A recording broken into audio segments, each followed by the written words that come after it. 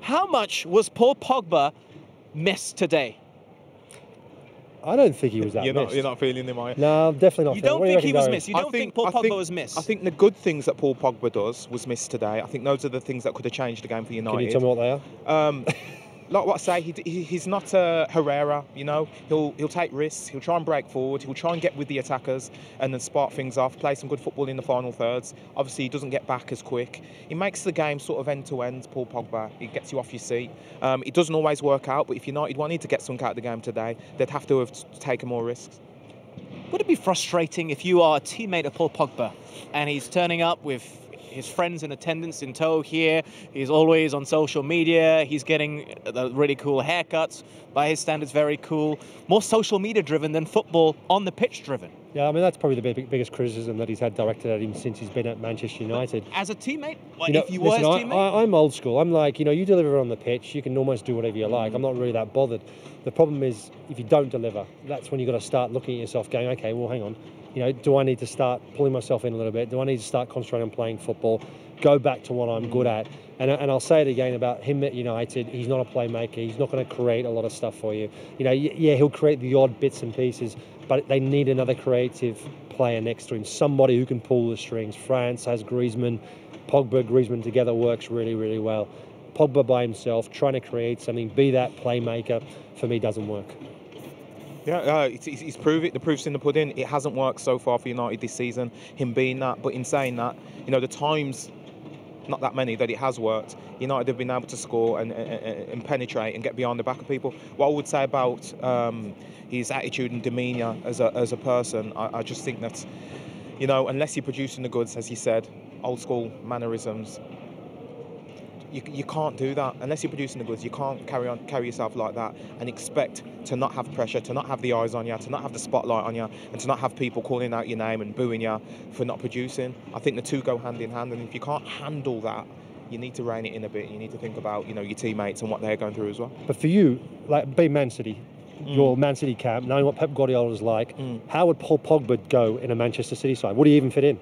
Would Guardiola put up with the way he was linked in January, wasn't he? He was linked, but for me, he only fits in if he's producing the goods on the football pitch. The two go hand in hand, and he does get in that team. If he's, you don't think he's the greatest, obviously, but if he's performing the way that he's promised or he's been destined to, or the way that he performed in the World Cup. Well, the thing is, we've seen him perform well. Juventus, back-to-back titles. But he had Pirlo next to him. He had Pirlo there. Well, he'd have players of that similar stature next to him in the Man City team. So we might see the best of him if he had the Man City jersey on. Who would you replace then? Who would you put him in instead of?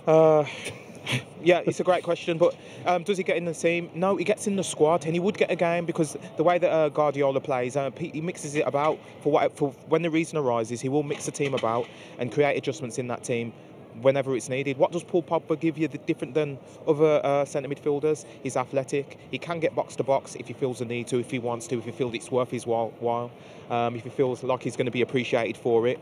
And I think he's one of those players where they have to be managed as a person just as much as a player. In terms of him getting to the squad mark, Fernandinho is in his 30s. Just saying, his position he could slot in. Does he do what Fernandinho does?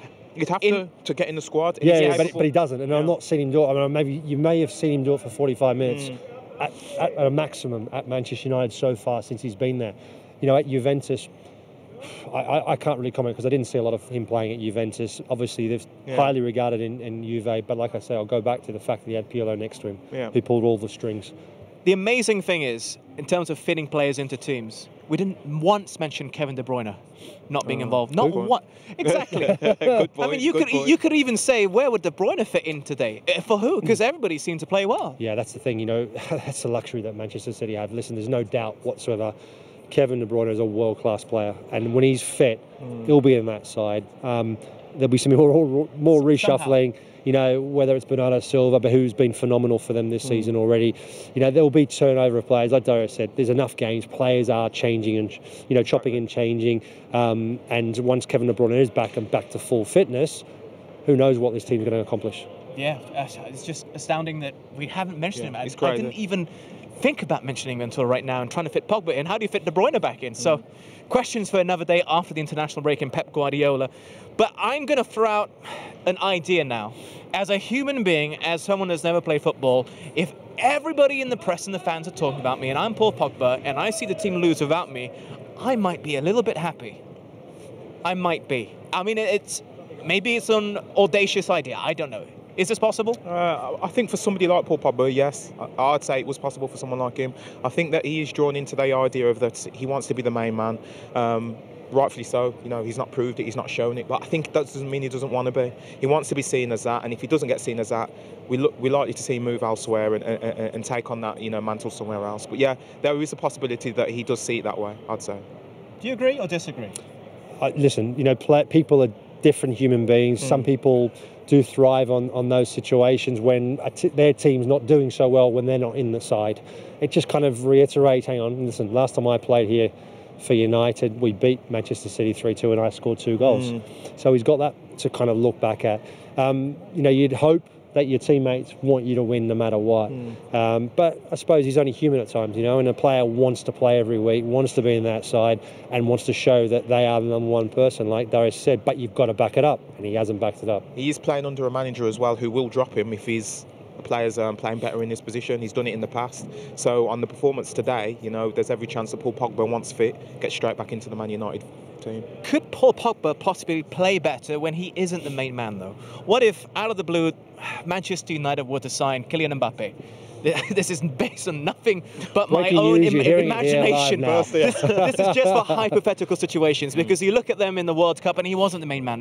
Paul Pogba was not the main man of the France squad. Mbappe, Griezmann, they were the key players. They were the ones that people were talking about. Could that actually work in a favour if they had a bigger star here than Paul Pogba? It's an interesting idea. I believe so. I believe that was one of the biggest reasons why he went sort of unnoticed at the start of the World Cup and then came into his own towards the end as one of the best players in the France team.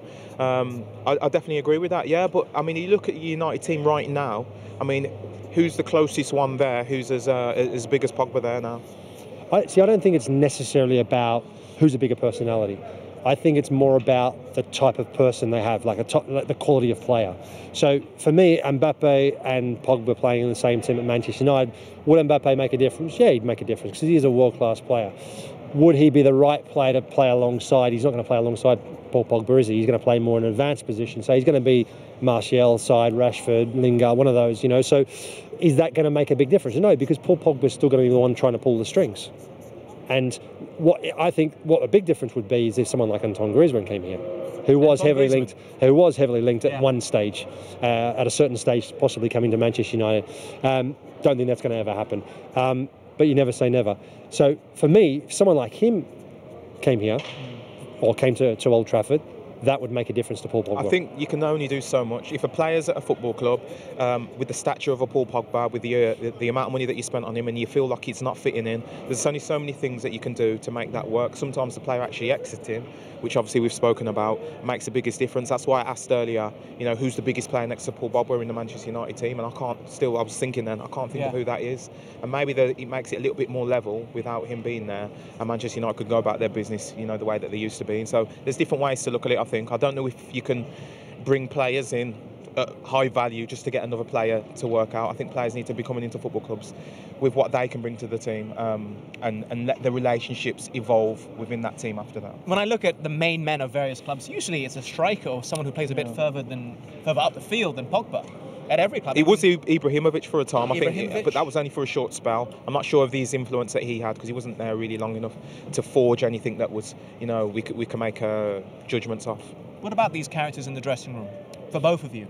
When you look to them and you want them to produce, but they just don't seem fully focused. Yeah, that's the problem. You know, when you look at it and you're thinking, right, Paul Pogba's the main man. He wants to be the main man. He's supposed to be the main man, and he's not delivering. But would you have doubts of him if you were playing on his side versus when you played with someone like Eden Hazard? Did you ever doubt his ability to step up when he's needed? No, absolutely not. The only thing I'd say about Eden Hazard was when I was there at Chelsea, was he wasn't consistent enough. You know, like one week he'd be unbelievable, the next week he'd be just okay. And he did that, he fluctuated between the two quite frequently. And I remember asking him the question, say, Eden, come on, mate, today, this is the way you play today, that's how you need to play everywhere. He goes, shrugs his shoulders and goes, some weeks I play well, some weeks I don't. And that was his response back then. He's a different man now. He's changed. He's obviously the light bulbs come on. and he's realised, actually, you know what? I have an opportunity here because the ability that I have to be one of the best players in the world potentially. Wants now. He's made the right noises. He said he wants to be, one of the best players on the planet. So he's lifted his game, and it shows. I think the key to that is, as you said, the word consistency. We talk about being the main man. If you're not consistent, you can never really be considered that. It's okay having the ability, but doing it consistently week in, week out gets the respect from your teammates, and reinforces that idea that without this player in the football team, we've got less of a chance of winning football matches. All right.